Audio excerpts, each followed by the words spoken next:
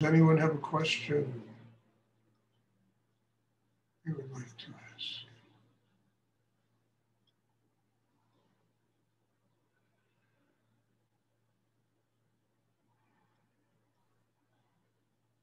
Could you talk about, it's Niskander. Could you talk about being versus doing? That's like a concept. And what is being? What is being? It's doing. Is both important? Being is not versus doing. I mean, look, when you are open inside and that energy is moving through your system, that higher energy, and it's really, creating your life around you, it is, you're doing. You understand? You will do with your life. So to be is to be open to allow spiritual energy to flow through you. Have a chakra system that's strong enough to do that. And then when that happens, you will do consciously in the world. You understand, guided by higher creative energy instead of, the mind and the conflicts and tensions, what we like and don't like, and all this other stuff. So, their being and doing are not in opposition to each other. One is an extension of the other. And you do also, if you're not open to spiritual energy, you do according to what's in your mind. And that creates a lot of ego and mind, creates a lot of tension and problems in people's lives. So these things are not, separate from each other. They really, one gives birth to the other. The level of consciousness that we live on determines what we do in life. When somebody's consciousness, just evolves around chasing money and sex and power, and that's what they do with their life. When it's, spirit flowing through, then, it will open up whole areas of creativity in life. And we approach them and do them consciously, not just chasing after illusion.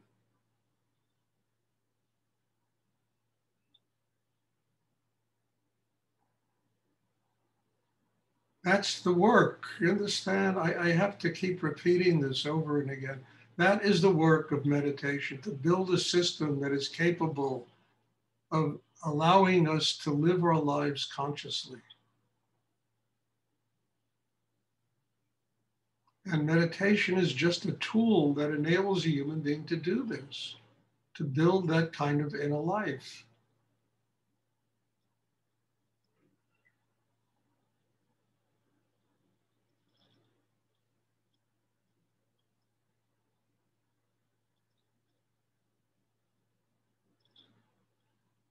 And I think everyone's worthy of that. Every human being wants to be happy.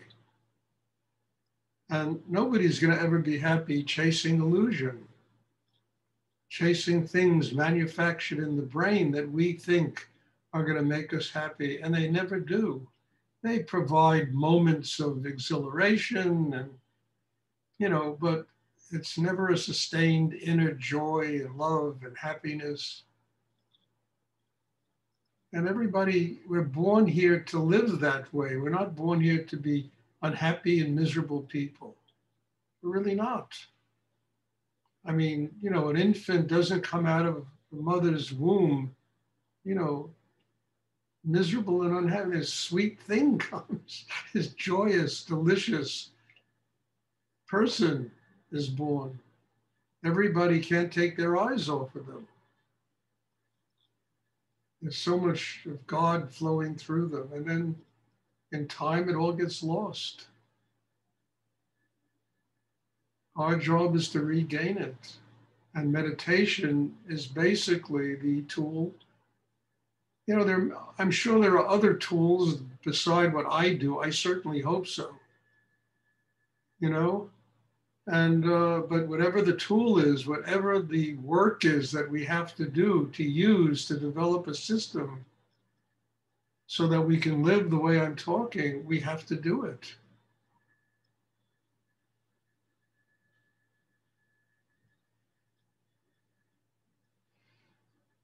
Does anyone else have a question they would like to ask? Stuart? Yes. Does it help to change name? Do you have to change your name? Does it help to change a name? Can I tell you honestly, I think it's a bunch of nonsense. These people taking all these Hindu names and Swami names, and even my teacher who had a name, he was given a name by his guru in India. He said, Stuart, I feel silly being called Swami Rujananda. It's something that really works in India, but in the Western world, it's like silly, you know? I'm talking about a name, like a usual name, just to change a name. Like what?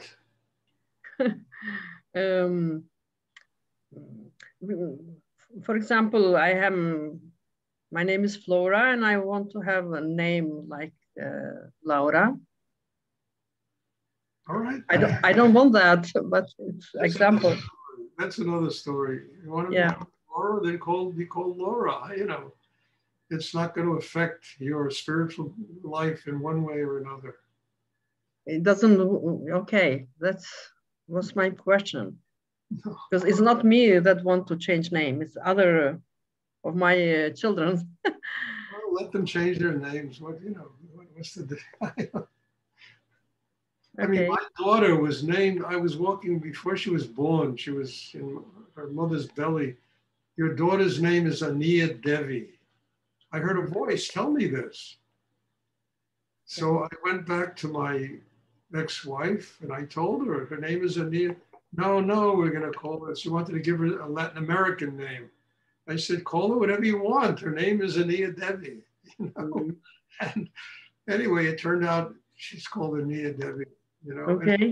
And I discovered later that in Hebrew, Aniyah means I am one with God. Okay.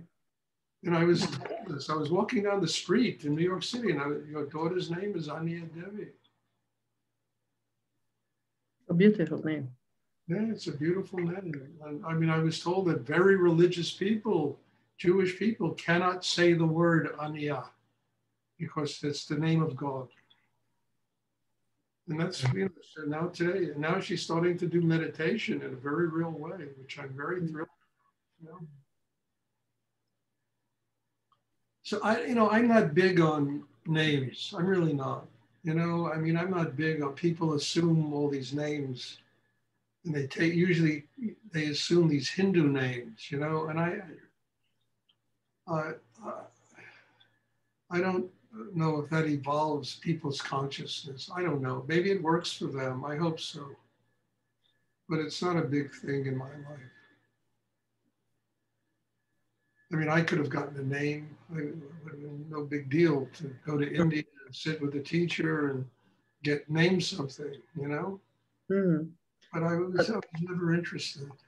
But we are Albanian. And for me, it's very important to my children to have Albanian names, to know what they are, their identity. Have an Albanian name. Huh? Have an Albanian name. Okay. Look, this is not something I have to talk about. Okay. I mean, you make a decision, you want another name like Laura, whatever, then have the name, I'll call you Laura. No, it's not me. I took just an example. All right. Well, I don't want to be called Laura. All right. Well, this is something there are more important things for me to talk about. Does anyone else have a question they would like to ask? I have a question, Stuart. Yes. In order to maintain a good spiritual life, do you have to let go ambition, you think? It's a bit also about the doing, but there's also the ambition. Do you let it? No, it's healthy. Mm-hmm.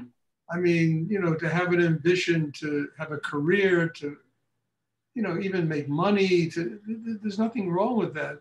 The problem is that with people, the end goal of their ambition becomes God. And they devote all their energy and time and everything to that ambition. You understand? And it should be something that we move towards, but it teaches us how to do a number of things. The first one is, in order to get there, we have to learn how to truly work on ourselves and do our lives in the moment. We can't live in a world of projections, because it's just living in a world of illusion. I mean, I know you like to write. If you want to, please try not to drink milk or water while I'm talking. I mean, it's really silly, you know?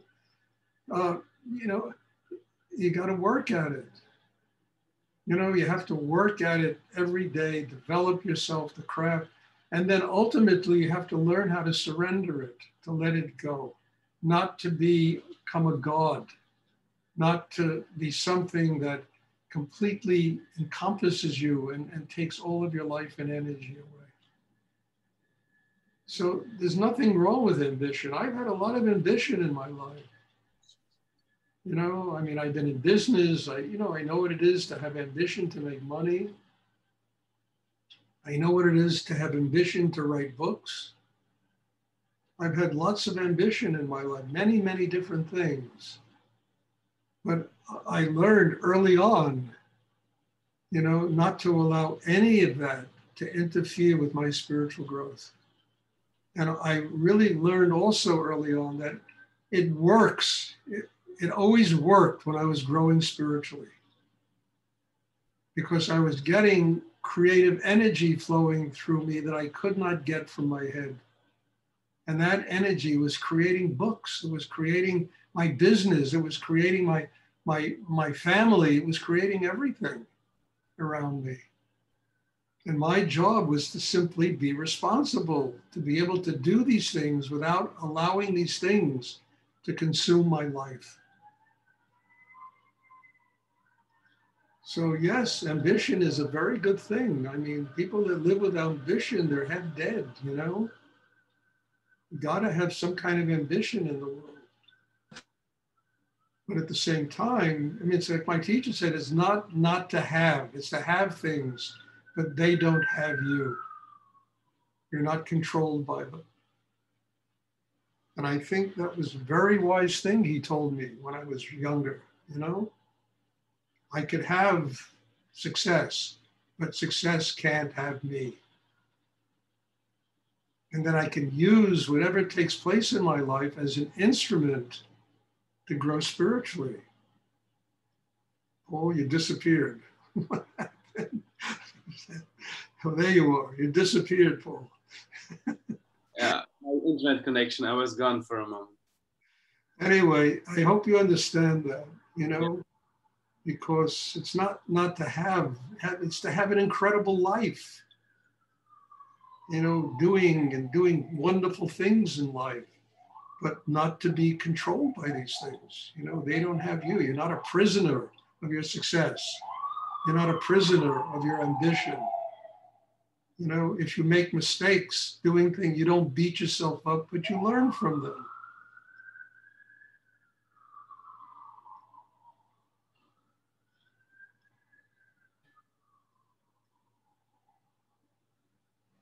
I mean, that little piece of knowledge that I learned from my teacher has saved my life over and over again.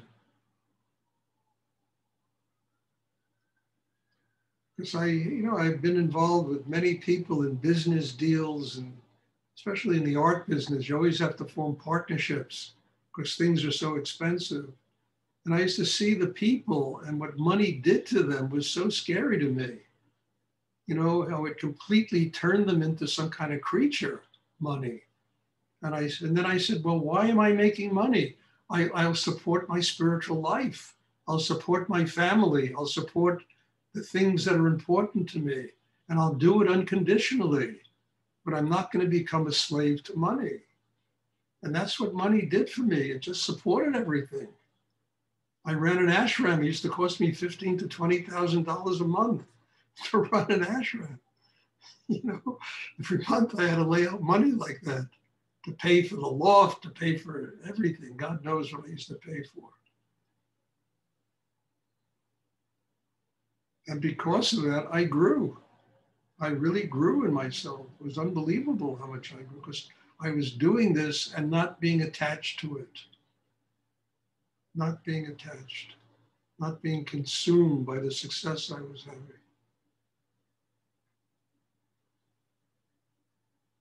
And I learned early on, even money, it's just energy. And if you open inside yourself without that energy flow, the money works for you. Money comes.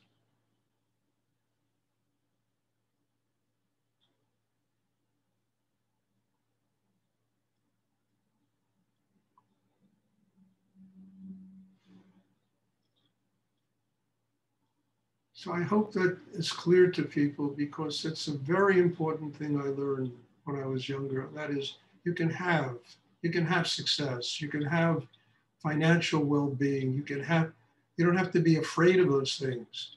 You have to get strong enough inside where those things don't have you. You're not a prisoner of success, a prisoner of whatever ambition you have in life.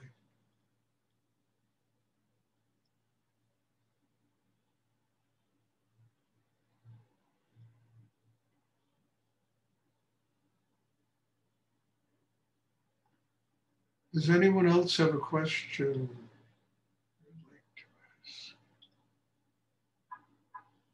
Now, to do what I'm talking about, you really have to be strong inside. I mean, it's not something, you don't have to be terribly strong to be a prisoner of money.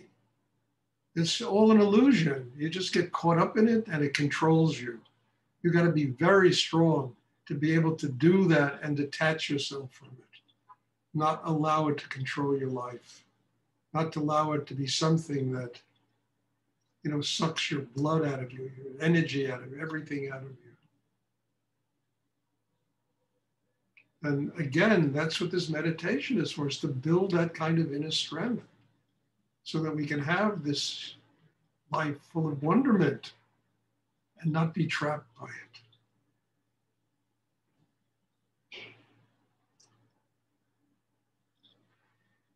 Does anyone else have a question they would like to ask?